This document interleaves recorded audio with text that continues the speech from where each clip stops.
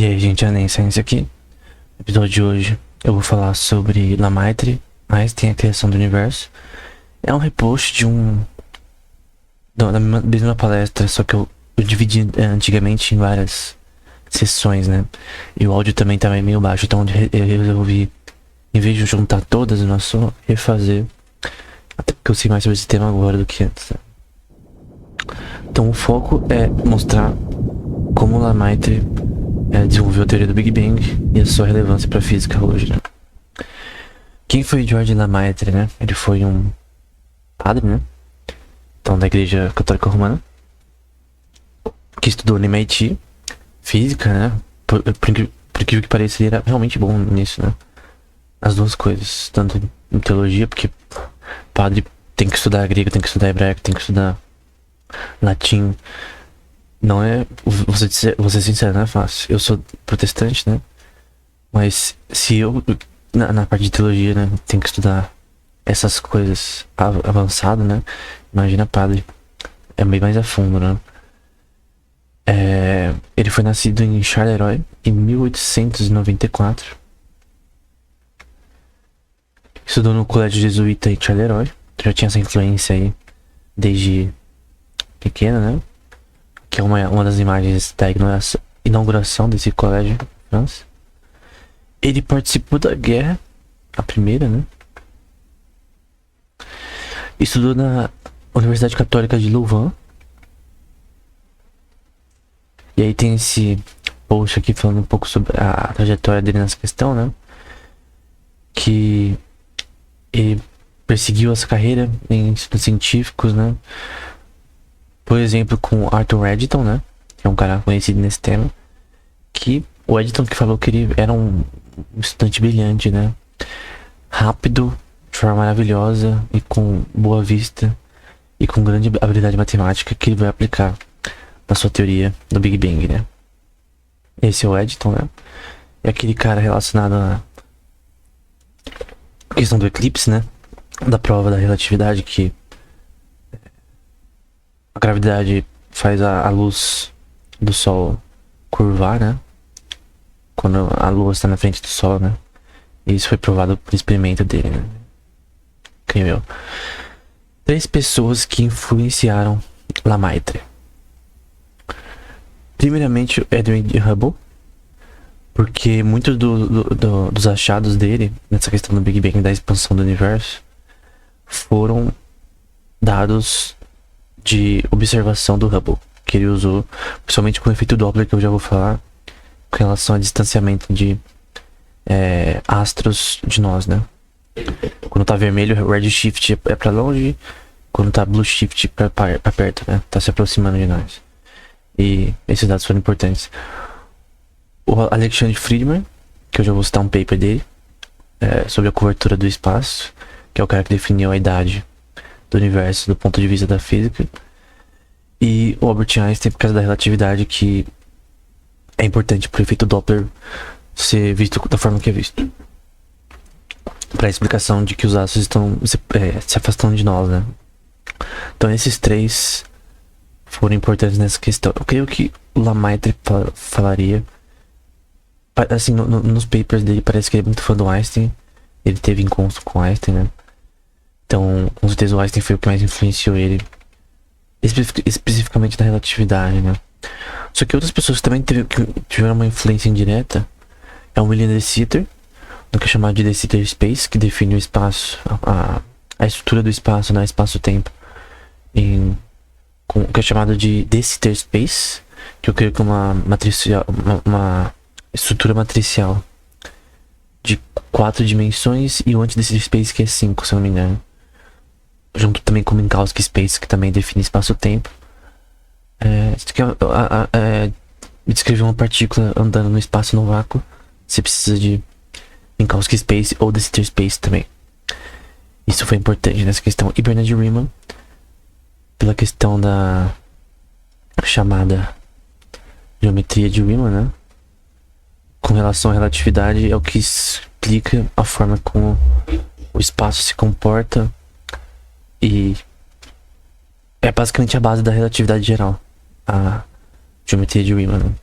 que você calcular equações de diferenciais em estruturas topológicas hiperbólicas, né? Vai ficar visualmente melhor posteriormente, né? Esse é o exemplo de redshift. Quanto mais a gente tem um objeto distante de nós, mais fica com esse efeito Doppler de vermelho, né? Enfim, bem simples. Essa é só para ser bem visual, né? É uma representação prática de micro-ondas, né? Cósmicas.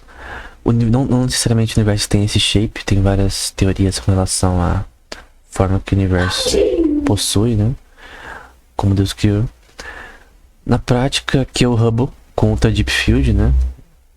E calculando esses redshifts aí. Essa questão. Aí tem esse paper, que eu acho que não tá carregando. É esse paper aqui, que o outro tava em inglês, não carregou ali.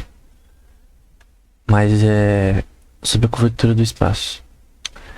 E esse paper vai ser o que vai definir, como eu disse antes, que o universo tem 14 bilhões de anos, segundo ele. Mas parece que hoje em dia eles falam que é 13 ponto alguma coisa, né? Eu sou criacionista, então eu não acredito nessa questão. Mas do ponto de vista da física atual, o universo tem 13 ponto alguma coisa bilhões de anos. E o Friedman meio que acertou essa visão atual. Depois 14 e pouco, né? Em base de massas solares, né? E aí vem esse livro que contém uma tese que é importante do George Lamaitre. Essa teoria do universo.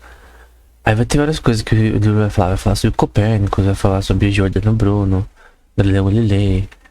Vai ter várias coisas aqui sobre Albert Einstein, vai ter o Hubble, o De Sitter. E vai ter essa tese, que é o átomo primordial. Ele escreveu 2 artigos sobre o tema. E o que seria o átomo primordial? Seria essa teoria, que é baseada na proposição de que o universo está expandindo. Então ele viu um paper de francês que eu vou citar depois. O Lamaitre viu que o universo estava expandindo por causa do efeito redshift, do efeito Doppler, da explicação do efeito Doppler na relatividade. Então as coisas estão se afastando de nós com relação à Terra. Então o universo está expandindo. Então ele pensou, se o universo está expandindo, então talvez tinha uma hora que ele estava num ponto primordial, né? Talvez do tamanho de um átomo, ele disse. Conceptualmente, né? Hoje em dia, não necessariamente essa teoria tem a ver com um átomo primordial, mas uma região no espaço primordial seria onde tudo começou e foi expandindo dali. Que é o Sam Carroll fala sobre isso no podcast dele. Então eu vou falar aqui que o átomo primordial é uma hipótese cosmogônica, né? Com imagens que apresentam o universo como resultado de uma desintegração radioativa atômica, né? De um átomo, no caso. Esse átomo é concebido como tendo existido de uma forma, em fato, ele estava inicialmente. E aí veio a existência e foi quebrado em vários pedaços. Quebrado em vários pedaços, como se fosse uma reação nuclear, parece, né? Entre aspas, né? E ao longo desses pedaços de elétrons, prótons e partículas alfa, elas se debateram ali para ter essa primeira expansão, né? Então aqui seria a singularidade, um efeito, uma região no espaço que teria essa expansão inicial e depois ela sendo realizada, né? Eu, sendo criacionista, eu teria que crer que isso aconteceu em um dia só. Mas se você não é, então você pode acreditar do jeito que você pensa. Ao menos na rotação inicial deve dar nascimento a essa rotação energética nesse sistema concentrado. Essa rotação é compatível com a presença de um corpo assumindo múltiplas estrelas rodando uma ao lado da outra, né? Então ele tá falando aqui como as estrelas se formaram, né? Tipo nuvens de gases, que você tem essa relação entre a formação de estrelas rotacional nesse contexto, né? Ele fala nessa questão, né? De como possivelmente, nesse contexto de expansão inicial, as estrelas foram formadas, né? Aí um panorama geral, a gente tem o início. Aí alguns dividem eras das trevas, onde não tinha luz ainda. Talvez só matéria escura, sei lá. A primeira luz, e aí hoje, né? Aí outros vão falar do final também. Se você é criacionista, obviamente você vai falar que o universo é bem mais novo do que parece. Mas essa é a visão da física atual, né? Então, que tem 13,7 bilhões, que é bem aproximado do que o Alexander... acho que eu esqueci o nome dele, que eu citei anteriormente no paper da cobertura do espaço Disney. Aí vai dizer aqui, né, formação de classes. Nessa teoria, uma espiral ou elipse, de caráter elíptico, de uma nébula na matéria tem uma chance e depende de um valor de um momento angular na região de condensação, né? Aí aqui seria um exemplo de inflação, de como essa... E ele usa a palavra inflação também, nos papers originais dele. Lembrando que quando ele escreveu isso, ninguém acreditou inicialmente. Essa teoria, na época, foi inicialmente... O Einstein viu com bons olhos, mas outros não. Porque muitos tinham a visão de que o universo era estático. Mesmo o Friedman e o Einstein, eles criam nisso, por exemplo. A maioria das pessoas criam que o universo era estático. E essa opinião de Lamaitre, desse universo em expansão, e blá blá blá, mudou totalmente a visão das pessoas com relação ao universo. Não que o universo é infinito. Ele nem tem como ser infinito, porque isso não faria sentido. Ele tem que ter... Se ele cresce, quer dizer que... Se ele tem uma entropia positiva e sempre está em crescimento necessariamente, e dizer que infinito não faz sentido tanto assim. Pelo menos do que eu sei sobre esse tema agora, né? Esse é o paper original em francês. Universo homogêneo de massa constante de raio. Não sei o que é croissant. Pra mim, croissant é comida. Enfim. E aí, esse paper aqui é o primeiro dele. Eu recomendo você ler no original, que você vê mais o que ele fala de verdade. Ele começa citando a relatividade de Einstein, depois o efeito Doppler e outras questões com relação a isso. Depois os dados do Hubble, né? Aí tem essa versão em inglês. Aqui é uma descrição do efeito Doppler e a variação do raio da circunferência de universo. Não sei se da circunferência, acho que tá errado pra falar assim. Que é igual ao raio, ou o rádio do universo em instantes de observação e emissão de unidade diminuída, né? Tudo isso daqui no contexto da relatividade. Então, quanto mais um corpo se distancia, mais ele tem essa... ele fica com esse efeito vermelho de redshift, né? Então esse seria o efeito Doppler, né? Você vê que quando um corpo se distancia, ele cada vez mais vai ver o distante vermelho e o não distante em azul. Assim que Deus criou, então é assim. Aqui são os valores com relação ao efeito Doppler de diferentes corpos celestes, usando os dados do Hubble. E aqui a solução da massa do universo constante relacionado à constante cosmológica pela relação de Einstein, né? Então, a conclusão que ele chegou na relatividade é que ela obrigatoriamente, nesse contexto, diria que o universo como um todo tem um raio das circunferências que está aumentando. Não da circunferência, talvez, enfim. E o raio do universo aumenta sem limite de um valor assintótico de R0 para T menos infinito. Então ele, até pela segunda lei da termodinâmica, a entropia do universo está sempre em crescimento. Pelo menos é isso que as pessoas no momento acreditam, né? Não sei se é verdade, mas normalmente acredito. Essa questão da segunda lei da termodinâmica é um termo que é de bom senso na física atualmente. E aí as recentes velocidades de nébulas extragalácticas são efeitos cósmicos de expansão do universo.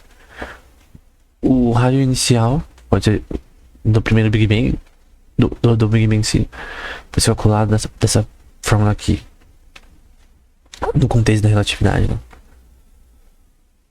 e ter uma versão estendida dessa forma, assim, de um raio da circunferência inicial para que é esse R0 para um posterior, né? Aqui é importante mostrar o que são os tensores de Riemann, na geometria de Riemann, que é importante na relatividade geral e que definiria a forma que essa expansão, porque a questão que a gravidade, a forma que a gravidade se comporta é de forma hiperbólica. Então o espaço-tempo se conforma de forma hiperbólica. E como que você decide, como se calcula equações diferenciais contínuas, né? Nesse contexto topológico, né? Por exemplo, da gravidade de uma estrela, por exemplo, ou de um planeta. Você precisa, até de distanciamento entre eles, você precisa de... normalmente é explicado com um tensor de Riemann, né? Que é pra você calcular diferenciais nesse contexto, né? Aí vai dizer, né, que a subinflação que continua sendo a causa da expansão do universo. Nós temos visto a pressão da radiação que faz esse trabalho durante a expansão. Isso tem visto, ou sugerido, né, que a expansão tem vindo da própria radiação em si.